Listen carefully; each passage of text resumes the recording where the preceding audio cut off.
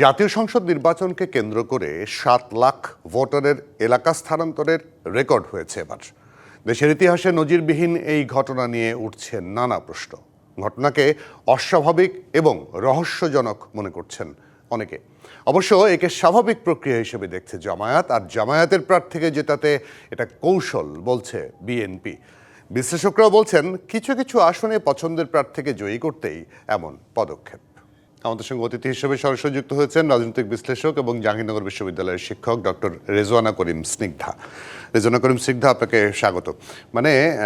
যদি ইলেকশন ইঞ্জিনিয়ারিংয়ের পরিকল্পনা হয়ে থাকে এই বিষয়টা, তাহলে তো দুর্দান্ত, তাই না? পরিকল্পনাটা কিন্তু খারাপ না।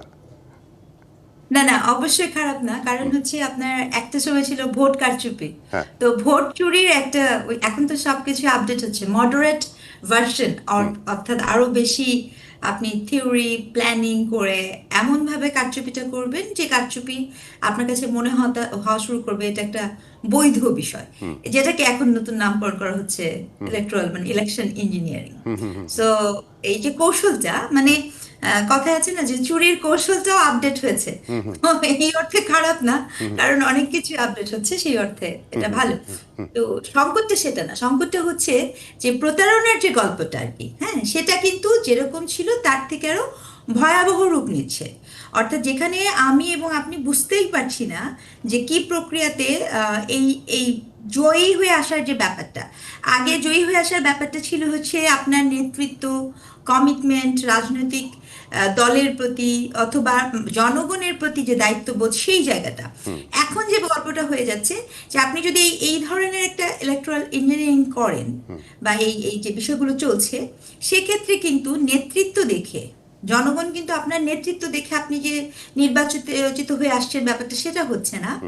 রাদার এখানে যে গল্পটা হচ্ছে সেটা হচ্ছে যে জনগণকে এক ধরনের ম্যানিপুলেশনের মধ্য দিয়ে, তাই ম্যানিপুলেটিভ আকারে আপনি তার সিদ্ধান্তকে মোটিভেট করছেন। হ্যাঁ, এবং আপনি দেখবেন যে আমার যতদূর মনে পড়ে সম্ভবত 1 মাস আগে এরকম একটা ক্লিপ বের হয়েছিল, বেশ কিছু প্রতিষ্ঠানের নাম বের হয়েছিল।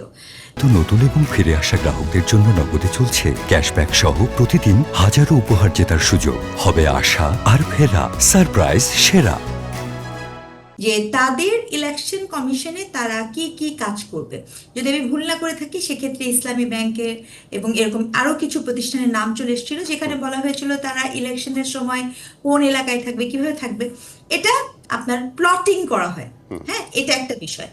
এবং একটা অদ্ভুত ব্যাপার আমার যতদূর মনে পড়ে, এই রিপোর্টটা বিবিসিও করেছিল যে আপনার কিছু এলাকায় এরকম নির্বাচন করা হয়েছে পার্টিকুলার কিছু ক্যান্ডিডেটকে জিতিয়ে নিয়ে আসার জন্য, যেটা আপনার ইসেতে আসলো যে হঠাৎ করে ওই এলাকায় অনেক ভোটার, অনেক নেতাকর্মীকে ওই এলাকার ভোটার করা।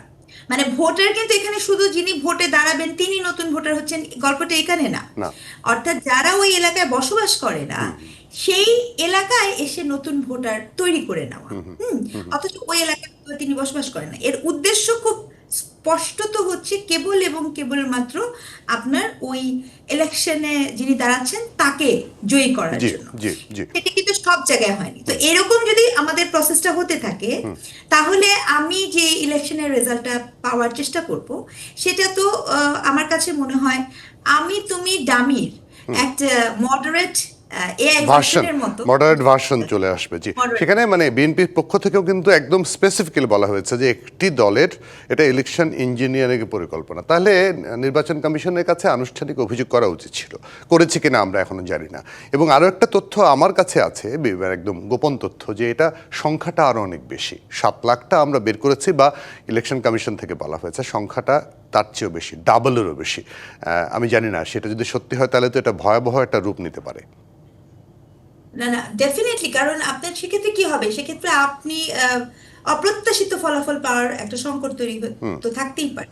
এবং আপনি তো বলছেন শুধুমাত্র ইলেকশন ইঞ্জিনিয়ারিং, আমি কতদিনও একজন সাবেক এনসিপি নেতা, যে সদ্য যারা পদত্যাগ করেছেন এরকম একজনের সাথে একটি টক শোতে ছিলাম, তিনি বক্তব্য দিচ্ছিলেন। অভিযোগটা এরকম যে শুধু যে ইলেকশন কমিশন থেকে এরকমও না, কিছু ফ্রেমিং করার জন্য কতগুলো মানে উপকরণ তৈরি করা আছে। যেমন মনে করেন যে আমি আপনার এখন তো আমাদের মোবাইল ক্যামেরা হওয়ার মানে সুবিধা এবং অসুবিধা দুটোই আর কি। হ্যাঁ, মনে করেন আপনি আপনার ওখানে যাওয়ার কথা না, আপনাকে এমন একটা কথা, আপনি খুব ইনোসেন্ট যেটাকে আমরা বলি, কি আপনি খুব ইনোসেন্টলি হয়তো বা একটা রিয়েকশন দিয়েছেন, সেটিকেই আপনার করে ভিডিও Framing করে করা, এমন ভাবে framing করা। উপস্থাপন ফ্রেমিং করা হবে যাতে করে আপনার ওই কেন্দ্রে একটা হট্টগোল তৈরি করে দেয়া যায় রাইট। এবং কেন্দ্রটি বাতিল করে দেওয়া যায় বা এ ধরনের কিছু। তো এই ধরনের পরিকল্পনা আছে বলেও কিন্তু শোনা যাচ্ছে। সো এই যে নানাবিধ বিষয় আসলে, তো এগুলো তো আমাদের জন্য এটা ভালো বার্তা বহন করছে না, কারণ এমনি আমাদের কাছে তো একটা, আমরা এখন এআই নিয়ে একটা যন্ত্রণার মধ্যে আছি, মানে নানা ধরনের পটকার, তার মধ্যে যদি এরকম ফ্রেমিং হয়, তবে আমি আসলে এটা বুঝে পাচ্ছি না যে কি হেতু কারণে আপনার বিএনপির মতো এত বড় দল, তার যদি এরকম অভিযোগ থাকে, সে লিখিতভাবে অভিযোগ দিচ্ছেন না। হয়তোবা এটাও একটা কৌশলের অংশ যে আপনি লিখিতভাবে অভিযোগ দিলে সেটিকে কেন্দ্র করে আবার নির্বাচন পেছানোর পায়তারা করার সুযোগ পাওয়া যায় কি। হ্যাঁ, হতে পারে যে যে আমরা তারপর মানে অবশ্যই আশা করি না, শঙ্কা থেকেই বলছি যে এরকম ইঞ্জিনিয়ারিং আমরা দেখতে চাই না, কারণ 16 বছর মানুষ নির্বাচনে সেভাবে আসলে ভোট দিতে পারেনি। ভোটটা দেবে এবং মানুষের প্রতিফলনটা, ভোটের প্রতিফলনটা ফাইনালি আমরা পাবো। আপনাকে অনেক ধন্যবাদ কষ্ট করে আমাদেরকে সময় দেওয়ার জন্য।